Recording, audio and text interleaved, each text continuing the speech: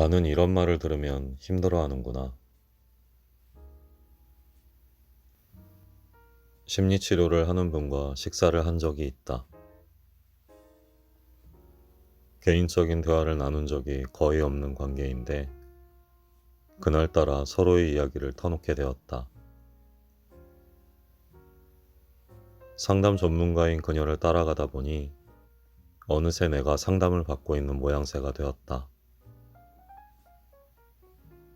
3시간쯤 흘렀을 때 그분은 내 안에 어린 시절에 받은 상처가 남아있는 것 같다고 했다. 나의 말이나 행동에서 나타나는 몇몇 특징이 그 상처에서 비롯된 불안으로 보인다면서 불안은 좀 깊은 편이지만 그럼에도 그것을 꽤 좋은 방향으로 잘 쓰고 있다고 담담하게 말해주었다. 나는 그날 친구에게 메시지를 보냈다. 나 오늘 우연히 상담을 받았는데 너무 좋았어. 어린아이 때 상처가 어른까지 간다는 증거 나로 확인함. 친구가 보내온 답은 한 줄이었다. 평소와 다른 반응이기도 했다. 더 갈 수도. 그 메시지를 보고 나는 하마터면 상처를 받을 뻔했다. 나에게 상처를 줄 생각이 없다는 걸 알면서도 친구의 메시지를 한참 동안 들여다보았다. 그 말이 나의 아픈 구석을 건드렸기 때문이다. 이렇게 상대가 나에게 상처를 줄 의도가 전혀 없음을 알면서도 받게 되는 것이 상처이다. 그런데 정작 대놓고 상처를 주는 말에는 상처를 받지 않기도 한다. 그럼 무엇이 상처가 되고 무엇이 상처가 되지 않을까? 작가 마크 트웨인은 말했다.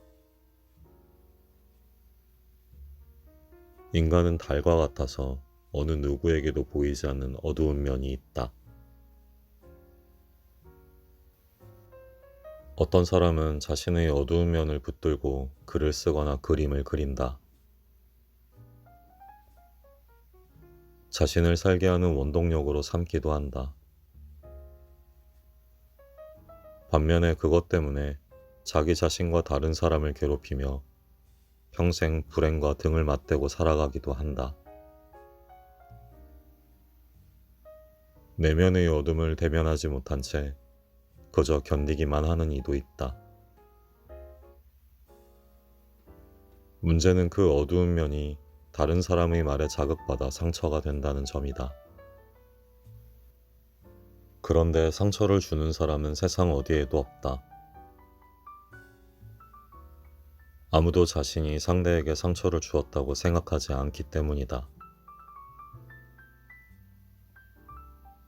데일 카네기는 인간관계론에서 범죄를 저지르고도 스스로를 옹호하고 억울해하는 것이 인간의 본성이라고 했다. 남에게 상처를 주려는 의도는 없는데 단지 스스로를 지키려다 보니 그렇게 되고 만 것이다. 물론 상처를 받는 원인은 나 자신이 아니다. 눈치 없고 배려도 없으며 무심하고 자기밖에 모르는 상대방이 문제이다. 그러나 그것은 인간의 본성이다. 우리는 서로의 본성을 고치려다가 갈등을 만들곤 한다. 그런데 상대방의 본성을 변화시키는 게 가능한 일이긴 할까?